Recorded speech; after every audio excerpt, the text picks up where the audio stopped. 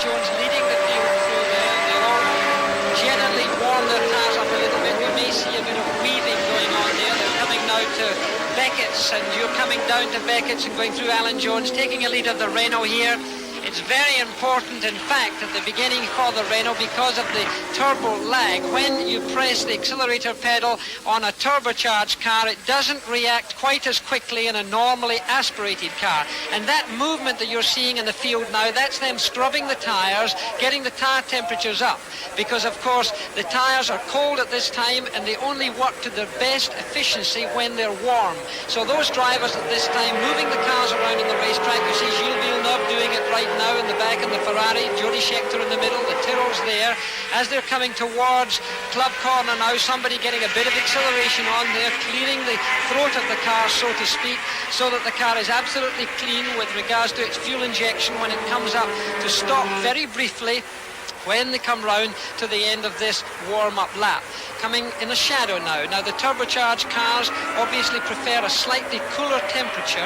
Their turbos work better at a cooler temperature, and this is very important nowadays at the beginning of a race because the Renaults sometimes have trouble getting away when the red light turns to green. Alan Jones should have an advantage at this time. There you see the emergency vehicle sitting there just in case something happens on the first lap, and I'll hand you back now to Murray Walker. Round into the Woodcote corner, the right, the left, and this is very slow compared with the speed they will be going very shortly. They missed the chicane there, the cones are across.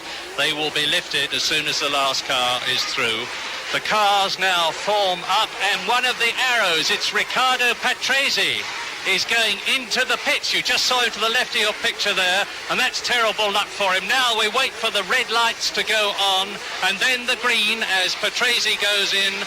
And so, now with the warm-up lap completed, all ready for the 68th lap Marlborough British Grand Prix.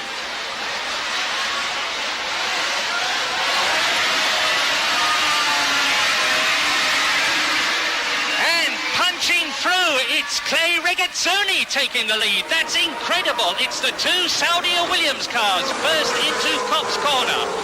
Alan Jones and Clay Regazzoni, the Australian and the veteran Swiss driver, and they lead, and it's Regazzoni as they go round the left-hander and Maggots down towards Beckett's, the right-hander. There is Gilles Villeneuve, the Ferrari driver, and that's a wonderful sight. The two white and green Saudia Williams cars going down towards the left-hander at Chapel, down Hangar Straight for the first time in this 68-lap race, and they're coming through. That's Jabouille. Jean-Pierre Jabouille is going to go through. He's got tremendous speed and power here, 510 horsepower, and it is still Alan Jones leads now, with Jabouille on the outside of Clay Regazzoni, picking up some concrete dust that's been laid over oil, and there to the right are Niki Lauda and Nelson Piquet. Tremendous drama right at the beginning of the race, and it's still Alan Jones, the man who was so sensational in practice. It's Jabouille in second position, it's Clay Regazzoni in third position, and then the Parmalat Brabham in fourth place. Coming towards us now, and Nelson Piquet is in the Parmalat Brabham in fourth position and trying to take Regazzoni. And it's Jones, Jabouille, Regazzoni, Piquet, Lauda, Andretti, Arnoux, and Jacques Lafitte in the first of the two Ligier cars as Jean-Pierre Jabouille rounds the right-hander at Cox at some 125 miles an hour. But now Alan Jones has got a clear circuit in front of him, but Jean-Pierre Jabouille has got tremendous performance as we watch Nelson Piquet, and now Jones, and look, Jones has already got about 6 car lengths lead over the turbocharged 1.5-litre Renault of Jean-Pierre Jabouille as they go round Chapel for the second time. Jabouille, this is where he took the cars in front of him on the first lap, and Alan Jones moves across at Stowe. This is a 150-mile-an-hour bend now. Yes, 150 miles an hour. Fifth gear, down into fourth for Club. 10,500 RPM, Alan Jones says he takes this corner at, and that's 150 miles an hour too. And the positions, 27, Alan Jones. In second place, 15, Jabouille. In third position, number 28, Clay Regazzoni. And in fourth place, number 6, and that's Nelson Piquet, the Brazilian. And Jabouille. And look, these two, as Jones goes through the chicane for the second time. followed by Jabouille, and look at the lead that these two are putting out. Jackie Stewart, comment. A tremendous start there. We've seen a little incident down here. Nelson Piquet spun out in the chicane there, but he's all right, and they go through there with Niki Lauda now taking up an advantage. And there you see the car of Nelson Piquet, a little over-exuberance by a young Brazilian driver. He was sitting there in 4th position. He stalled his engine. He's not allowed to get outside assistance. He cannot be pushed. He probably will not get back into the race. He's not allowed by legislation to be push-started and assisted back in there. But there you see again Alan Jones looking in his mirror, cocking his head to the side as they go down into Stowe Corner there. Certainly the Renault closing up on Alan Jones as they go through that wide pass corner there. Jabouille waiting his time. It's a long race of 65 laps. There's no point of a driver getting overexcited this early in the race. Alan Jones very cool, using a lot of road round there, being shadowed by Jabouille. When a car gets too close to the car in front, its aerodynamics get upset, and therefore occasionally a driver will prefer to sit back a little bit and view the action as they're going on. You can see the gap there now to Niki Lauda as we saw them coming up towards the chicane, but certainly it's still Alan Jones with a slight advantage. And up into the new 4th position has come Niki Lauda, Nelson Piquet's teammate, as we look at Clay Regazzoni, the man that was so magnificent at Monza in Monaco in 2nd place, and it's Arnoux. René Arnoux is up into 4th position now, and coming towards us, there is Mario Andretti, who had trouble all through practice of one kind and another, opted to drive the Lotus 79 rather than the Lotus 80, and it looks as though already Mario Andretti's British Grand Prix is run, and Mario has had the most appalling luck this year. He's in 6th position in the World Championship, and Nelson Piquet walking into the pits away from Woodcote Corner, the chicane. Nelson Piquet's race is over. Mario Andretti's race looks as though it is virtually over, although it's difficult to see what is happening. And Alan Jones now is still leading on lap 4 in this 68-lap race, with Jean-Pierre Jabouille driving very coolly behind him. And Jabouille can afford to take his time. He's got a superior performance in terms of top speed. Terrific car, 510 horsepower, and they complete 4 laps with now an enormous gap building up between Alan Jones, number 27, in the Saudia Williams, who earlier today said, "I used to pray for rain, but not anymore because I am longing for the weather to stay dry." So the positions now on this, the 5th lap, in the lead as Alan Jones, behind him Jabouille, in 3rd position Clay Regazzoni, in 4th position now René Arnoux in the 2nd of the 2 turbocharged Renaults. Mario Andretti is out of the race, has retired. In 5th position is Gilles Villeneuve. In 6th place, and he's slipping down, it's Niki Lauda, and in 7th position Jody Scheckter in the top Ferrari. James Hunt. Well, Murray, it seems that when Piquet spun at the chicane, he managed to hold up quite a large group of cars, and the whole field bunched up behind the leading 3. And since that race has settled down, the 2 Ferraris have come through. That's Villeneuve running up in 5th or 6th place, with Scheckter right behind him. And they've come from pretty lowly grid positions. I think that their tyres were much better on their race rubber than they did relative to their qualifying position, so expect to see them moving steadily through the field. They're already challenging at the front of the supporting group behind Alan Jones, who is at the moment still got Jabouille glued right to his tail, with of course the very powerful Renault Turbo catching up on the straights, and of course his teammate Regazzoni following on the pair. Jackie Stewart, we've got the story of the tyres again, because Alan Jones is using Goodyear tyres, and in 2nd position behind him Jean-Pierre Jabouille is on Michelin tyres. Any comments about what's likely to happen as a result of that? Well, Murray, the chap down in pit lane beforehand from the Renault people was that really they were very pleased that a few clouds were coming over the sky here, because high temperatures were not suiting the Michelin tyres, and they felt that the Goodyears were more suited here. This is a very abrasive circuit here at Silverstone.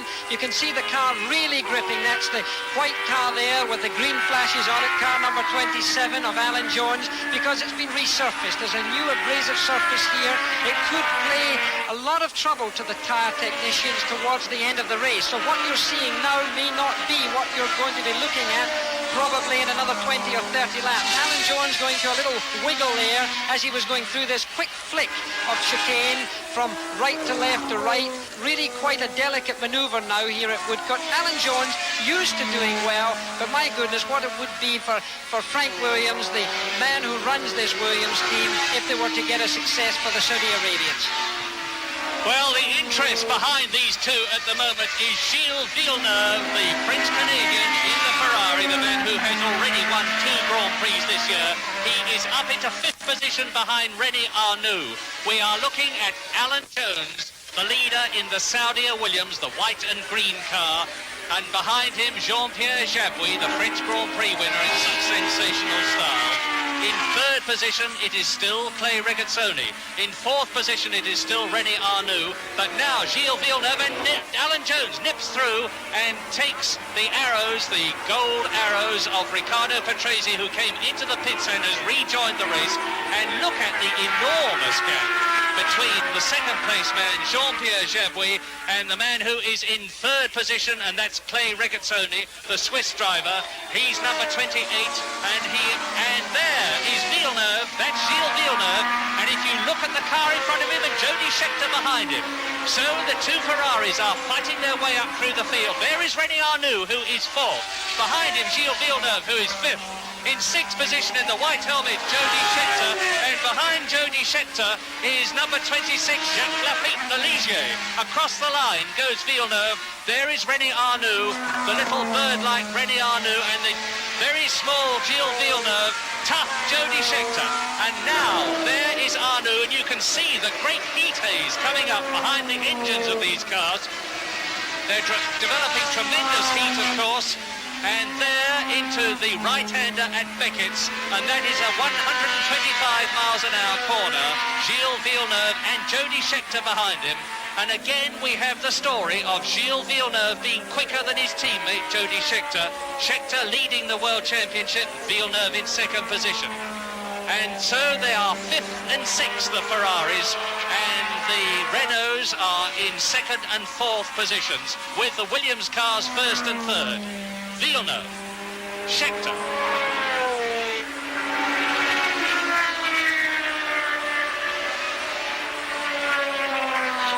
Villeneuve goes through, Jody Scheckter goes through, and there is the battle with Jacques Lafitte, number 26 in the blue Ligier, and behind him is Niki Lauda, world champion twice. A very poor season Niki has had this year because he's been, and Niki Lauda's going to try and take Lafitte. Lafitte holds the line. Lauda tucks in, and that's Jochen Maas in behind in the arrows, and behind him is Keke Rosberg in the Olympus Wolf car. James, what have you got to say about that? Rosberg coming up through the field well, the car you drove. Yes, I think they're making it go a lot better than I ever made it go now. Rosberg's really coming up. He's joining battle with Lafitte and Lauda, and of course, what we've got... there, number 5, and Jochen Maas behind him, and Keke Rosberg right with him. And Niki Lauda then in 7th position with Rosberg and Maas. Maas is 9th, and that's Didier Pironi behind Rosberg. And you can see, look at these cars, there's Lafitte, Lauda. Behind Lauda is Jochen Maas, the West German driver in the arrows. Behind, there's Rosberg, and then Pironi, and then Carlos Reutemann. So, Lafitte, Lauda,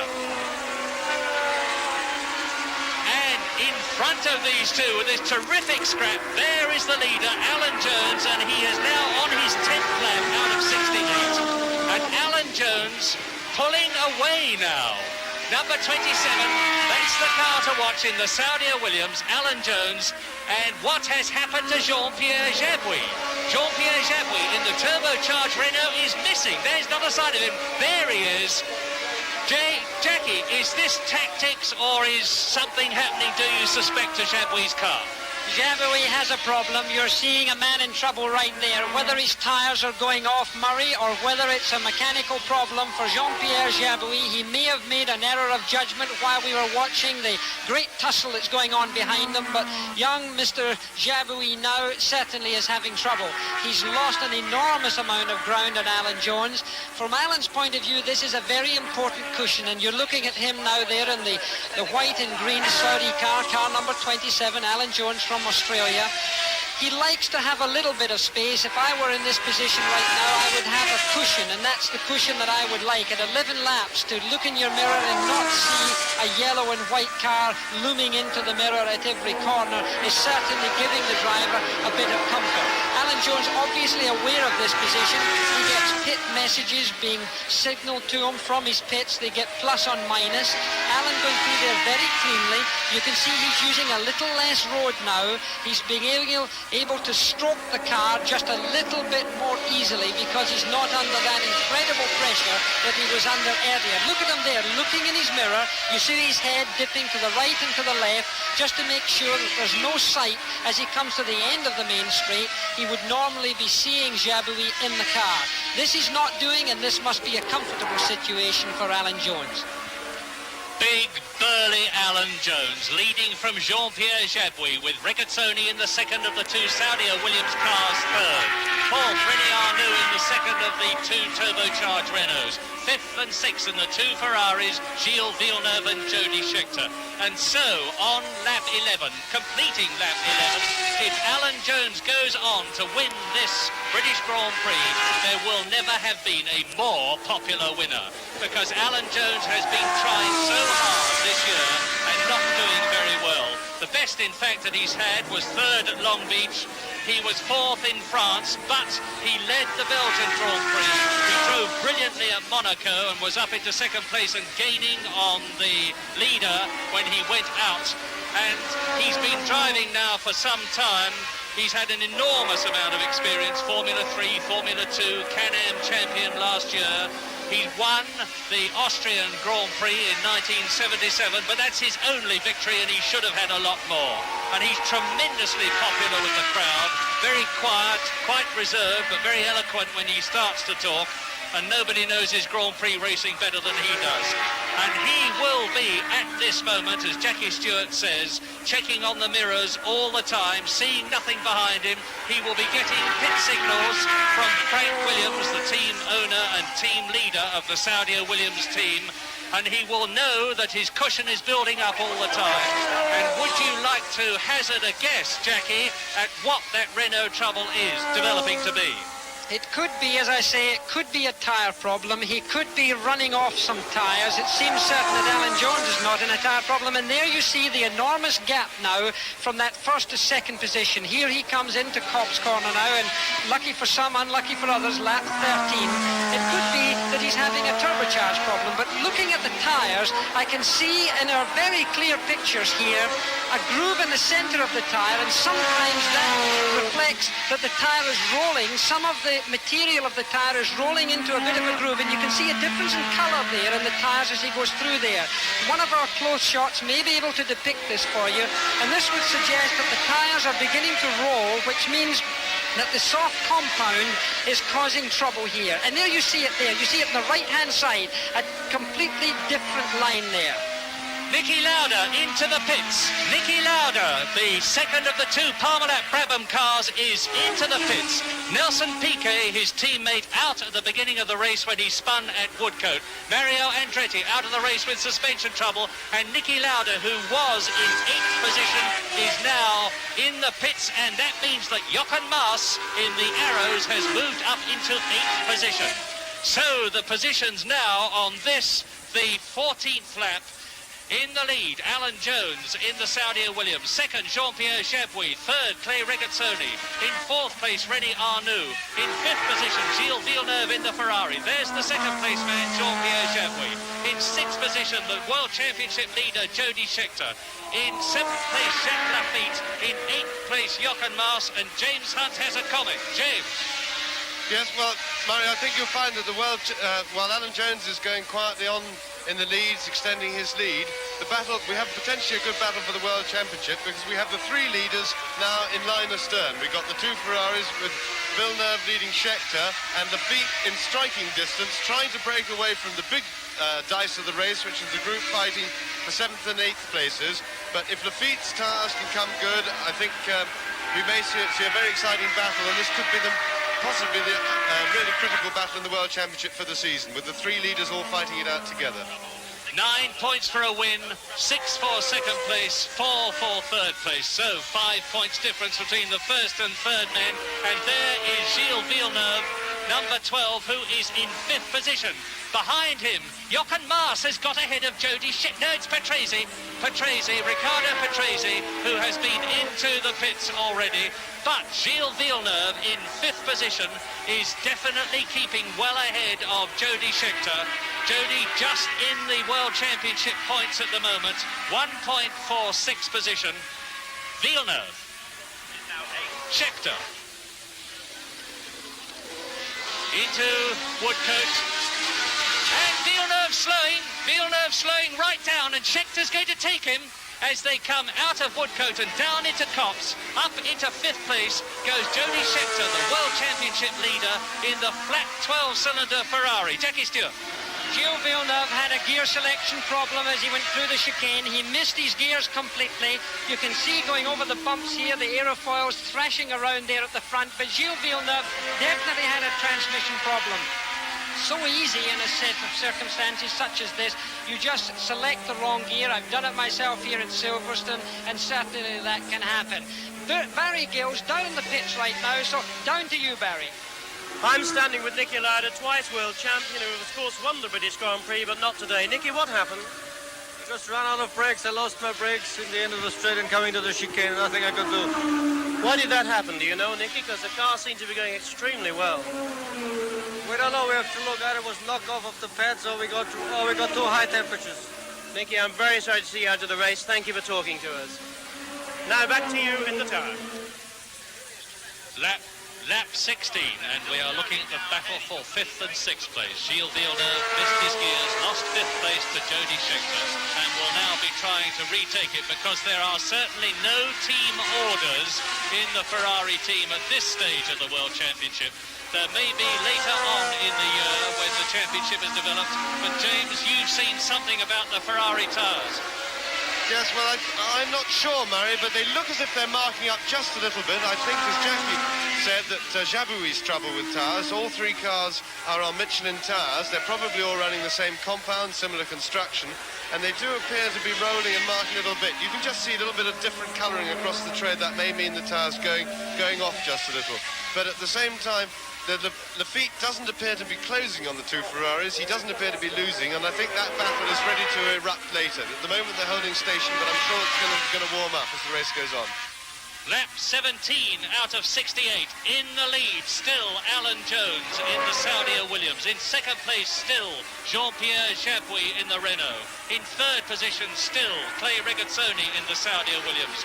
In fourth position, René Arnoux in the Renault. In fifth position, and there he is, Jody Scheckter, followed by in sixth place, and there he is, Gilles Villeneuve, and it's turning into a real battle. In seventh position, Jacques Lafitte. So, in 5th, 6th and 7th places, the men who are leading the World Championship, second in the World Championship, third in the World Championship. That's the man who's second. Ahead of him, Jody Scheckter, the leader. Behind both of them, Jacques Lafitte in the Ligier. James Hunt. Yes, Murray, the Ferrari tyres are now noticeably graining up a little bit. And just to endorse that observation, I think you'll see that Lafitte is closing up. He's closed appreciably on this lap. So it would seem that with the sunshine come out over this morning's practice runs, when the weather was quite overcast and cool, the Michelin runners were apparently and relatively better off than the Goodyears, but I think maybe they've chosen just a little bit soft on compound. And of course, races are won and lost on choice of compound. If the compound's softer, it's grippier, but of course it doesn't like the heat so much. And there's Lafitte coming in behind the Ferraris now. He's now distinctly within striking distance, and Jabouille comes into the pits. Jean-Pierre Jabouille in second place, the French Grand Prix leader, into the pits. Jackie Stewart's comment was right, and over to Barry Gill. Well, as you see here, Jabouille coming in, obviously for the tyre change Jackie Stewart talked about. He's been in 4 seconds, 5 seconds. They're not only just taking the front tyres off, they look, as you can see, as if they're changing all the tyres. Jabouille perched in that car, blocking every single tyre being changed. And Jackie Stewart and Murray Walker back in the tyre were absolutely correct. The man did have a major tyre problem. He's now been sitting here since he stopped, 24 seconds, 25 seconds. I've never seen mechanics working so hard, but this is a slow change. We saw Ferrari do 80 seconds in France. It's taken over half a minute. They can't get that wheel on. They can't get that offside front wheel on at the moment. They've got a problem. Jabouille is shaking his head, as you can see. It's been 3/4 minute and he's out of the pits and taking with him. And you can see here, this chaos here, because that jack, that mechanical jack, had not been taken off. It has ripped part of the wing off, and we will see Jabouille come back into this pit because part of the aerofoil was taken off in the paddock. Very non-Renault. Very unlike their attitude in the French Grand Prix. Chaos here in the pits. Back to you, Murray Walker. And that means a change for second place, because up into second place has come the second of the 2 Saudi Williams cars, Clay Regazzoni. In third place now, René Arnoux in the Renault. In fourth and fifth places, Jody Scheckter is fifth and Villeneuve is fourth. And behind him, Jacques Lafitte goes up into sixth position. Jackie Stewart. Well, as we look at a very clean Alan Jones clearing his way through this field and beginning to lap the back markers, we have to remark on the pit stop that we just saw, and that is not a lead change there. That's Alan Jones lapping a slower car. That pit stop that Renault had really was a bit of a Japanese fire drill, because really they were all over the place. When I come back from American motor racing and see something of this kind, and we're looking at this in slow motion, look at that. That's an airline that's whipped its way round the aerofoil, dragged the front wing off, and you can see there's one missing on the left-hand side of your picture. The one on the right-hand side is still there. If this were in America, he would be penalised for running over his own airline. Certainly he would have been in and out of the pits in about 12 seconds if it were American stock car racing or at Indianapolis. It just shows that here in Europe, I'm afraid we're well behind the pit work that goes on in American racing, and I hate to suggest that, but this is Bastille Day, and I'm afraid the French are seeing this in a very strange light. It would have been wonderful for them had they been able to be victorious, but unless something changes, this man, the white and green car number 27, Alan Jones, driven by an Australian, made in England and supported by Saudi Arabia, seems to have a very comfortable position.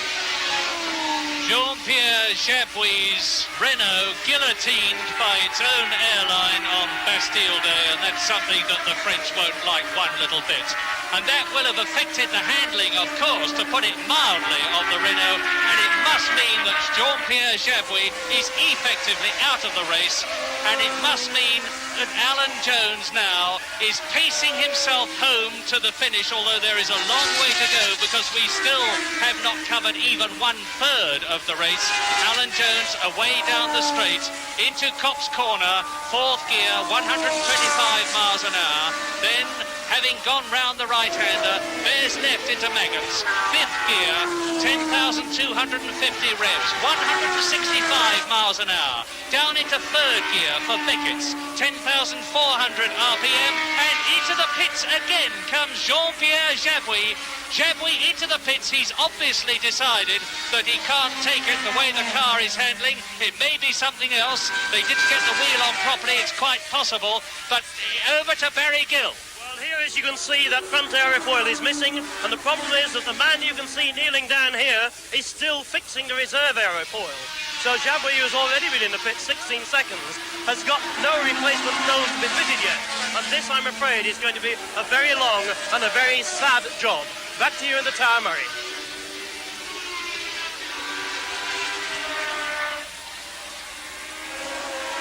The World Championship battle, as we look at Alan Jones, is hotting up. And there is Patrick Tambay in the M28 McLaren, because the first, second and third men in the World Championship, Jody Scheckter, Gilles Villeneuve and Jacques Lafitte, are now in 4th, 5th and 6th places. The gallant René Arnoux in 3rd position, and in 7th place, it is John Watson in the M29 McLaren. So, a quick recap, it is still Batman, the leader, Alan Jones, number 27, in the white and green Saudia Williams, in a virtually identical car, a long way, and there he is, but in the last of these two cars here, number 20, there's Alan Jones, and behind him, some way back, as Jones laps Patrick Tombe, is Clay Regazzoni in second place.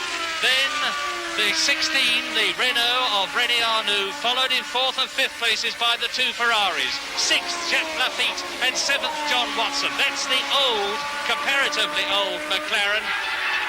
And there is John Watson in the new M29 McLaren. And James, nobody knows McLarens better than you do. What do you think of this car? Well, I think the car's obviously a great improvement on their own, on the previous car that they've just superseded. It's going a steady race. There's no great fireworks from it, but it's obviously a big improvement on their form generally in the season. And I think Watson's driving a very steady race. He's staying fairly close to defeat, who incidentally is still slowly catching the Ferraris. Jacques Lafitte then gaining on the two Ferraris in front of him.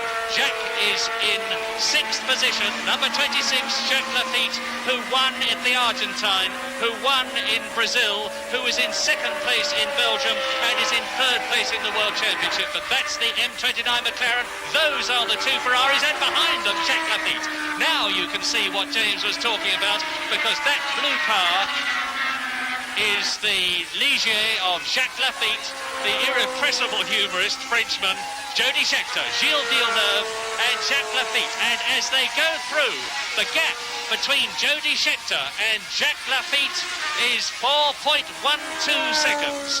Now, if their tires are going off, and it seems fairly obvious that they are, it's going to be an inexorable process, as there is Jarier, Pironi, Lafitte and Alan Jones. Alan Jones going through to lap tail-enders, and in front of him is Jackie Ickx, the Belgian driver in the second of the two Ligiers. There's Jones on the left. Well, now it's a question of Alan Jones getting through the slower cars. This is very important for a Grand Prix driver. You're going to see manners or ill manners now in this next one or two laps, because Alan Jones, driving the green and white car number 27, is going to have to get past the others. Will they move over as they should do? And there he's slipped inside Jackie Ickx there very cleanly. Jackie Ickx, winner of Le Mans 4 times, a gentleman driver, a man who knows how to behave on a racetrack, moved over and allowed Alan Jones to get through. Now he's tucked in behind Alan Jones, and there you see an amazing sight going into Stowe Corner. Alan Jones outbraking the Ligier there as they went through there. It seemed very strange that in fact he had lifted off a little bit. Very strange going down there. The Ligier very fast on the main straight. Now he has to go to Didier Pironi in the Tyrrell. Didier Pironi, very young driver. Remember, he had an incident in Monte Carlo. He collided with Niki Lauda. Perhaps he has to be looking in his mirror very aggressively here as car number 27 comes along. Alan Jones coming out to lap him. Now, does he see him clearly? Alan Jones has got to get alongside him, cleanly passing Pironi as they go into the chicane. And now he has to look towards Jochen Mass. It's a question of a driver behaving in the appropriate fashion when he sees the faster car, the lead car, coming up behind him. Now, remember, there are flag marshals with a blue flag, and they will be waving those blue flags all the way around the circuit now to tell the drivers in front of Alan Jones that he's liable to be overtaken and passed by the race leader. Now he takes a jab at the arrows, and he's got through cleanly again, very cleanly, as he goes through to pass the Jabouille Renault as it's come out of the pits. And there you see your leader very efficiently and cleanly working the field. Lap 25 in this 68 laps race. Alan Jones leading, having just passed Jochen Mass, followed by Didier Pironi, who he has also lapped. And now Alan has got a virtually clear circuit in front of him. The car number 4, the Candy Tyrrell, is the car driven by Frenchman Jean-Pierre Jarier. And there are 7 Frenchmen in World Championship Grand Prix racing these days. An incredible achievement and a testimony to the French, who have invested an enormous amount of money. And Alan Jones making a passing move as he comes up towards Jarier. Jarier doesn't move over. Alan Jones completes another lap. That's the 25th lap completed by Alan Jones. Jean-Pierre Jabouille in real trouble, and Jones up to Cox now. Jarier will know he's there, of course. He will see him big in his mirrors, but he's not moving over. Why should he? He doesn't have to. Alan Jones still leading by an ever-increasing margin. Now he's down to Beckett and he goes through. Alan Jones then has successfully lapped Jean-Pierre Jarier. Through. Jake. Well, we've seen an example of the differences between some drivers. We've seen some drivers letting Alan Jones through quite rightly behaving themselves, and you've seen the sort of pig ignorance that you'd expect from Jarier there going on, because he's really made an idiot of himself, and you saw that from Jackie Hicks, which is surprisingly one so experienced, but I think he's suffering from old age a bit, because not only did he not let Alan through, make Alan have to force his way through, which meant either he wasn't looking in his mirrors or he was half asleep. And he then proceeded to pass him on the straight and harass him down the straight. Jarier tends to drive like that, but the other guys have all let him through quite helpfully and quite properly. But it is very frustrating for a race leader to be stuck behind. And John Watson, I see coming into the pits now. As John Watson into the pits. So, John Watson in the new M29 McLaren. That's hard luck because it went magnificently, and it's going to be a tyre change, obviously. There's a lot of trouble with the left side front. The near side front is the tyre that takes the majority of the wear here at Silverstone. Some of the drivers have a different compound on the front. John Watson was in 7th position, and that's a very, very fast tyre change, and he burns his way out of the pits and leaves a great swathe of black rubber from the rear tyres on the pit lane behind him as he accelerates back, and it'll be interesting to see how many places he has lost.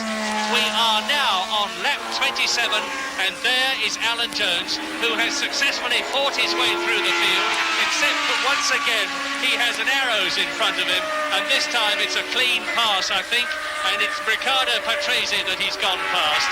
So Alan Jones has now got a clear lap in front of him, and into the left-hander at Abbey, underneath the bridge, where he will be doing 175 miles an hour. And at the end of this, the 27th lap, Alan Jones in the Saudi Williams is leading from his teammate, Clay Regazzoni.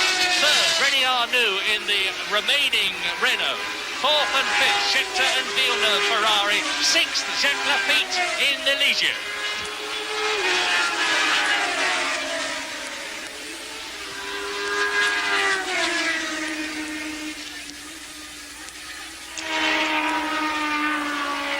Alan Jones.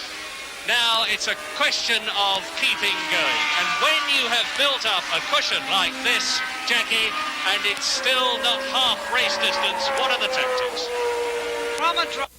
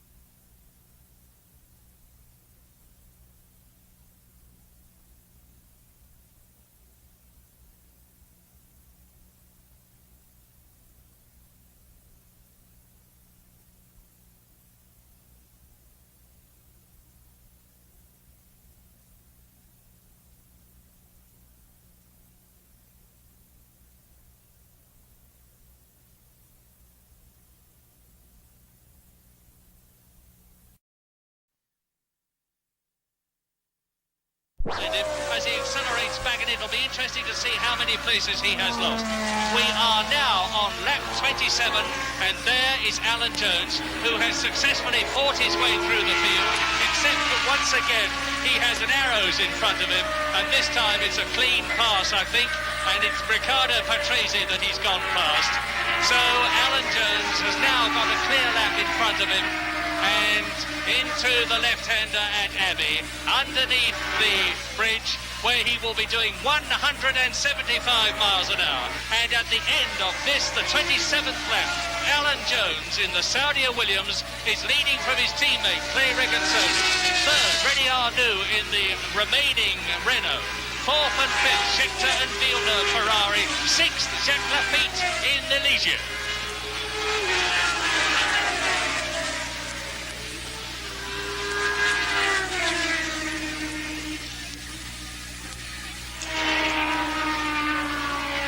Alan Jones. Now it's a question of keeping going. And when you have built up a cushion like this, Jackie, and it's still not half race distance, what are the tactics? From a driver's point of view, really a cushion like Alan Jones has got now, he'll be getting almost a slower sign from his pit crew, perhaps. Now, oddly enough, when a driver gets into this situation, when he knows he's got a bit of space between him and the opposition, he seems to slow off inside the cockpit. And in fact, quite often, his lap speeds come to be faster because he's not driving aggressively. He's driving very smoothly and very easily. And it's so often the same in life. When you're trying too hard, you don't do as good a job as you would do if you just relax just a tiny little bit. And Alan Jones now in that white car there with the green trim, the Saudi's car, as there's a bit of a race going into the chicane there, you see the cars coming through, he will be giving himself just that little bit of cushion. I know from my point of view when I was racing, it was a question of giving myself as much room from the opposition as possible, keeping them convinced that I was still in control of the race and convincingly in control, but at the same time, he has to be able to treat it very respectfully because occasionally you can make an error of judgment because of boredom. Clay Regazzoni now just going through our screen there, the Swiss driver, a man who's driven for Ferrari and a man, and there he is, living now in Monaco in second position, an amazing feat here for Frank Williams and his merry men in lap number 29 of this 68-lap race. He's driving car number 28, Clay Regazzoni, resident of Monaco, driving very well, very maturely. He seems to have reached the plateau of his life in the way of driving, doesn't seem to improve in any way at all, but still being able to go fast enough because of the remarkable performance of this Williams car. They must be a happy team, but remember, anything can happen in motor racing, and we've still got to wait for a good part of the race. The oldest driver left in the race, the man who is the same age within a month or two as Mario Andretti, Clay Regazzoni. He is 39 years old, and this is his 123rd Grand Prix. And Clay Regazzoni has driven extremely well this season. Second at Monaco, sixth place in France, and he is in 11th equal place in the World Championship. Second position in the British Grand Prix behind Alan Williams, Alan Jones, and he's just completing his 29th lap. There he is, the old master himself, on lap 30.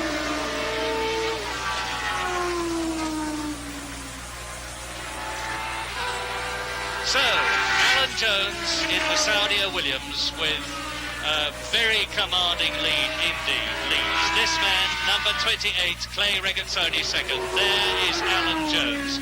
In third position, behind Alan Jones, it's still Rene Arnoux, and his Renault is proving to be reliable, whereas Jabouille, with the trouble with the aerofoil and the tyres, is now officially out of the race. Andretti out of the race with suspension trouble. Nelson Piquet out of the race, having spun at Woodcote. Niki Lauda out of the race with brake trouble, and Emerson Fittipaldi, another great ex-world champion, is out of the 33rd British Grand Prix. Alan Jones driving reliably on in his Patrick Head designed Saudia Williams car. Very small, extremely good looking. And Patrick, a stress engineer, has got the mixture absolutely right.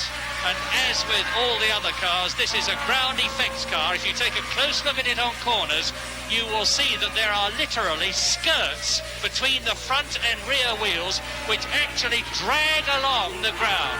You can see underneath the number 27 the black strip and the ceramic inserts, because it's ceramic, that is dragging along the tarmac, and it creates a suction effect underneath the car and literally pulls it down onto the ground.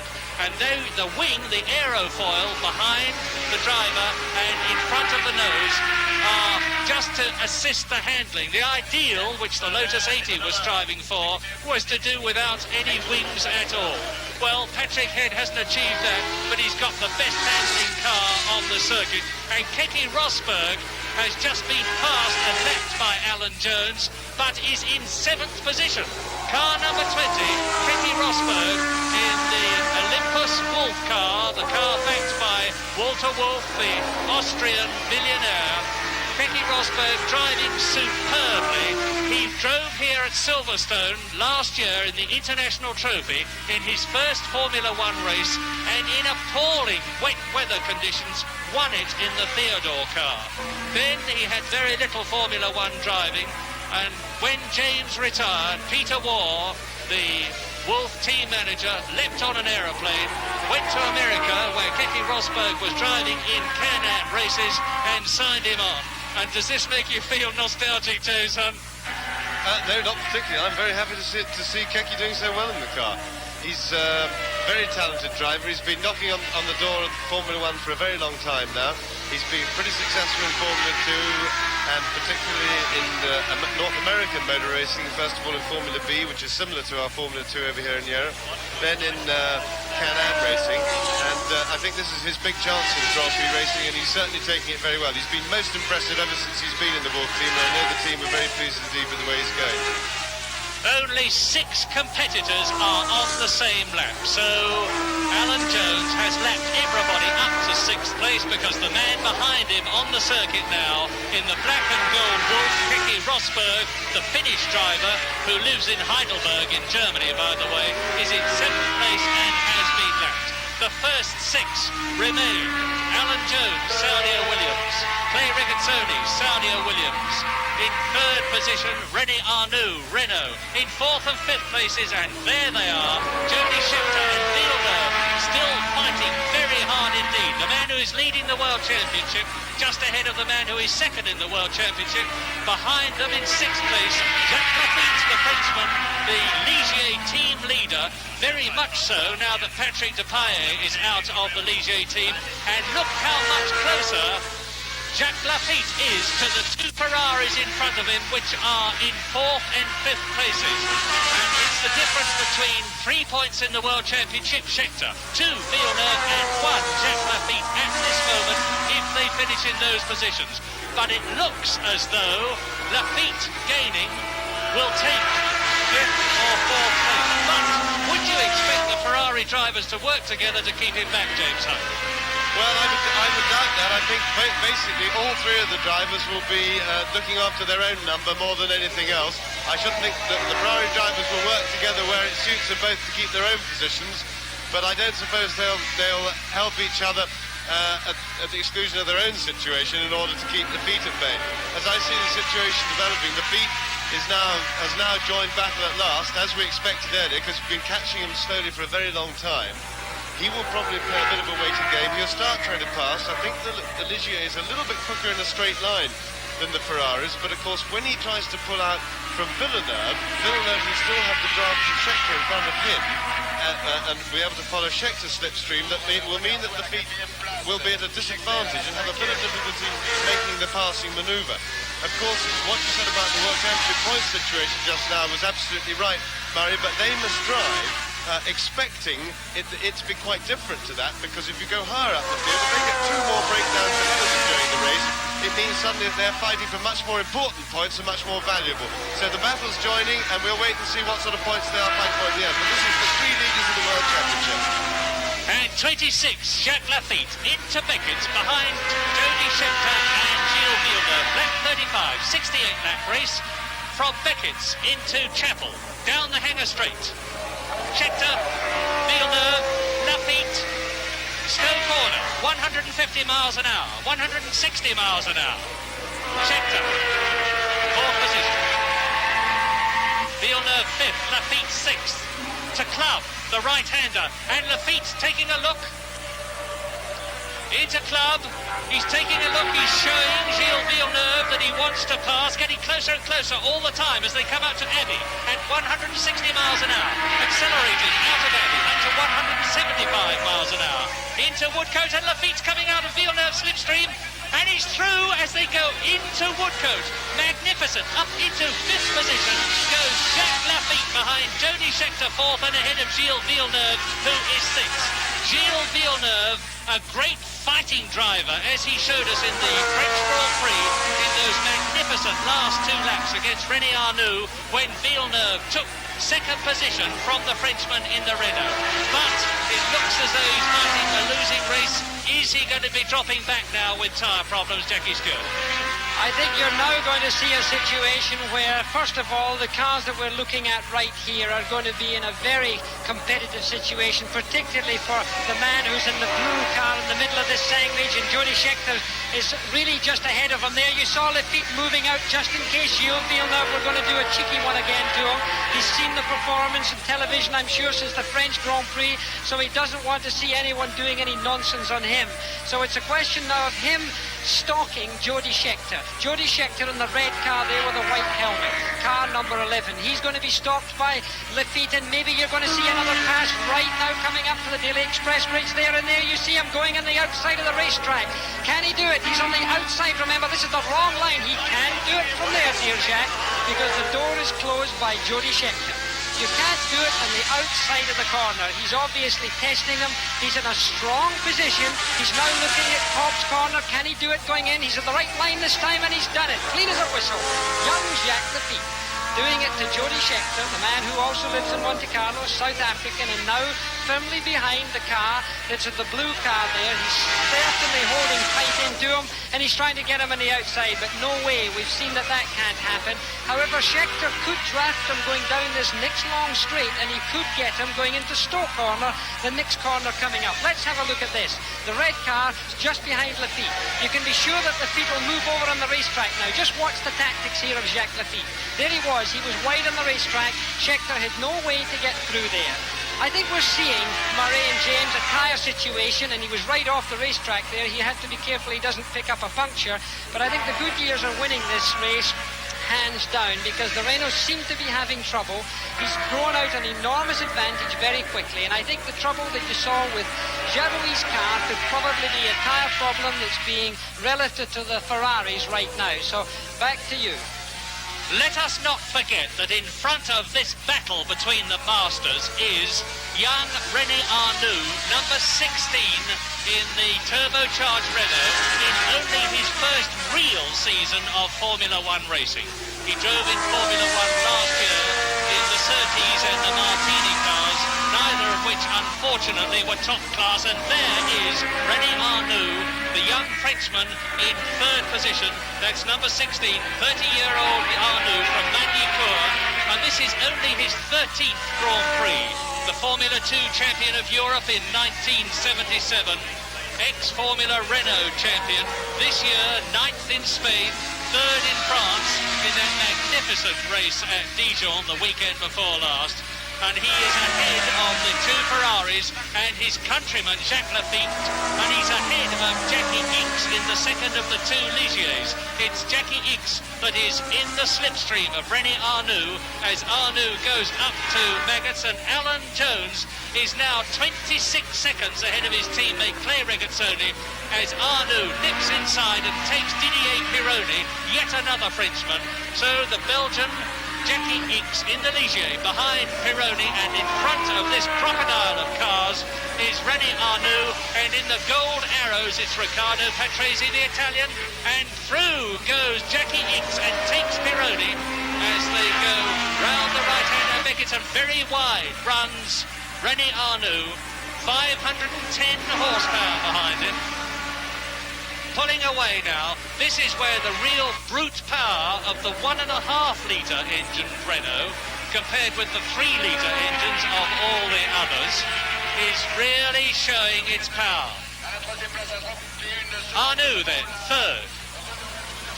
And after 37 laps, and we are on the 38th lap now, Alan Jones nearly half a minute in the Saudia Williams, ahead of Clay Regazzoni in the Saudia Williams, both of them proving mercifully reliable. And it's on the cards that we're going to see not just a Saudia Williams win, but a first and second. And Clay Regazzoni is 10 seconds ahead of René Arnoux. Behind Arnoux is Jacques Lafitte, and then the two Ferraris. And there, number 28, Clay Regazzoni, the oldest man in the race, just under 40. Albiland on the side of the car means the people's car of Saudi Arabia. And that is trouble for Alan Jones. That's Jones, the leader. Jones, who has had such cruel luck in the World Championship Series, looks as though again he has been stricken by bad luck, and the way he's coasting, it looks as though he's burst his engine, because he is now apparently without power. Jackie? Yes, he burst his engine at the fastest part of the racetrack, and there you see the smoke coming out of a very sore Ford Cosworth engine. The smoke is belching out of the car now. As he came through Abbey Curve, suddenly there was an engine blew, probably something like a piston or a crankshaft broke, but the man who must be hopelessly disappointed is the man who's sitting in the car right now, the Australian Alan Jones. For the Williams team, yet again another disappointment. They will be blamed, no doubt, for poor preparation, but this can happen to anyone. However, very few teams can boast a situation where their number 2 driver is sitting there in second position, ready to take over if the number 1 driver fails. And in fact, James Hunt said that before the beginning of the race, that Clay was so competitive that if anything happened to Jones, it would be a situation that would be very open to Clay Regazzoni, and this is exactly what's happened today. David Brodie walking down there with Alan Jones, taking off his balaclava. Hopelessly disappointed man. Alan Jones from Australia, so ready to win a race, and Barry Gill is walking with him, no doubt finding out for the BBC team what the problem is. Alan Jones then out of the race on lap 40, the leader, and he had half a minute lead over Clay Regazzoni, his teammate, when his engine dramatically blew, and there behind is Clay Regazzoni, number 28, is the new leader of the 33rd British Grand Prix. Only 10 seconds behind him is René Arnoux in the turbocharged Renault. In third place it is Jacques Lafitte. In fourth place it is Jody Scheckter, followed immediately by Gilles Villeneuve. And in sixth position it's Keke Rosberg, and over to Barry Gill.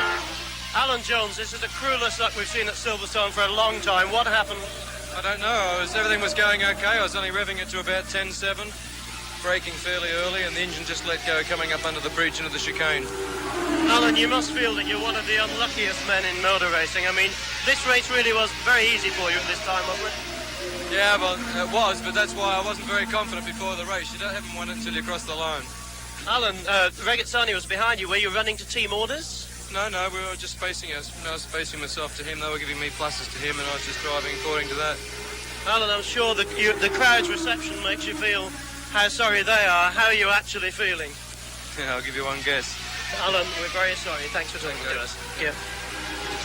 Alan Jones, one of the nicest people in motor racing, can still raise a smile, and that's amazing. There's a man who would be smiling if he wasn't concentrating so hard. It's Clay Regazzoni, 39 years old, oldest man in the race, now leading it, and we are on lap 42.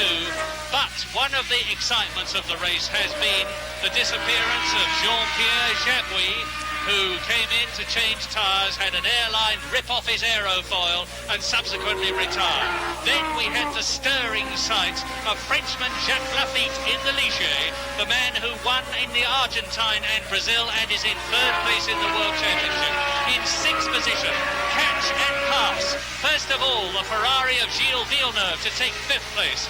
Then the Ferrari of World Championship leader Jody Scheckter to take fourth place. And now that Alan Jones is out of the race,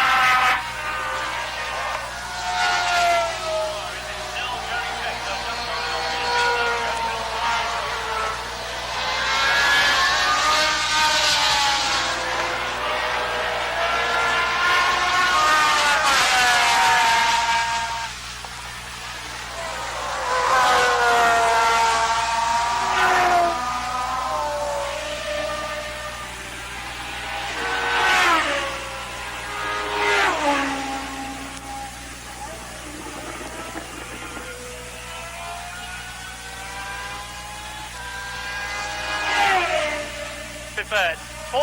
Mario Forghieri has been with them about 20 years, has been making all sorts of signals, waving his fingers in the air, saying all tyres, one tyre, coming in one lap. They're still waiting, but one thing is sure, I'm convinced that one of these Ferraris is going to make a pit stop, and then we'll probably see the smartest bit of pit work we've ever seen, including Jackie Stewart's pit work in America.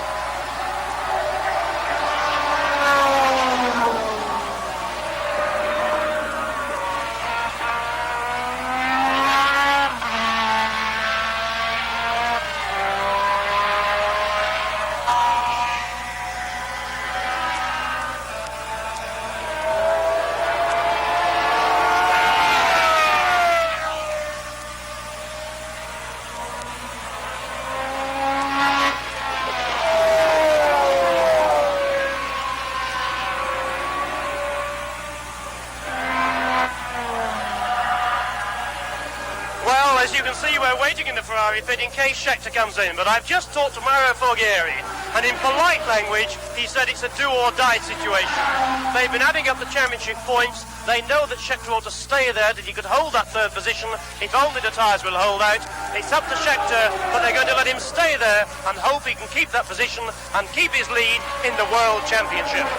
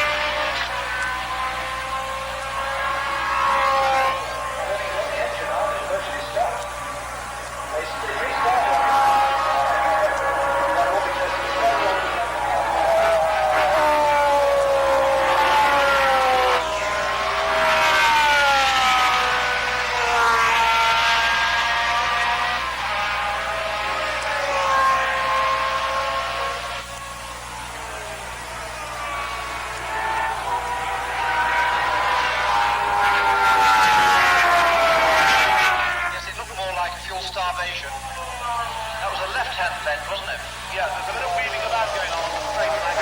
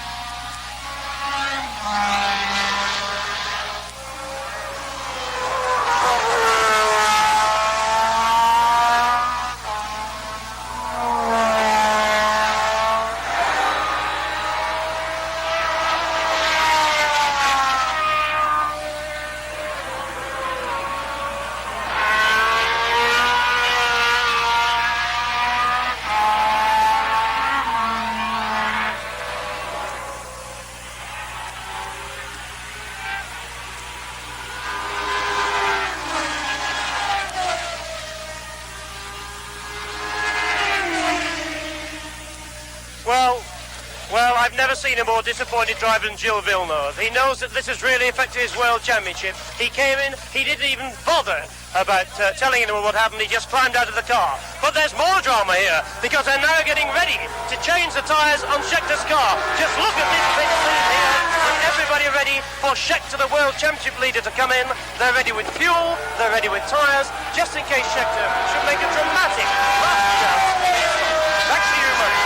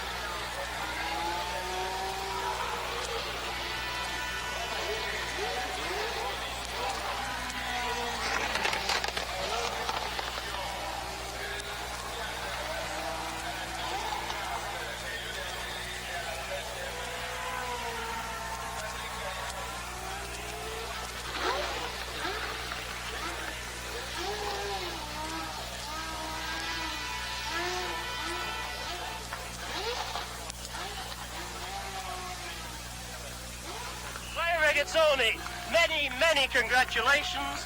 This is your 5th victory and the first victory for Williams. How do you feel? I'm very happy. I'm very happy for Frank and for all the team because he gave me a big chance this year to drive a fantastic car. I am very happy. Clay, you're the oldest man in the race. How does it feel to have beaten all these youngsters? I don't know. I'm so happy. I don't know what you say. Clay, when you saw Alan Jones disappear, were you worried that something might happen to your car? Yeah, but I followed the instruction to the pits. He said me slow down. It was too easy because my car was super today. Any problem in the rest, so it was quite easy. Clay, what is so good about this Williams car? Everything. And how does it feel to be back in the victory circle for the first time since 1976, beating the Ferraris who let you go? How does it feel to be with Frank beating the Ferraris? Yes, it's nice. When I overtake Jody, I was thinking the commentators was looking at the television. It was not so... And I gather, Clay, last question, that because you're driving for Saudi Arabia, you won't be having champagne. What are you having instead? I drink juice, orange juice and pineapple juice. But it's just as good when you've won a race. Okay. Thank you, Clay, very much indeed, and congratulations. Okay.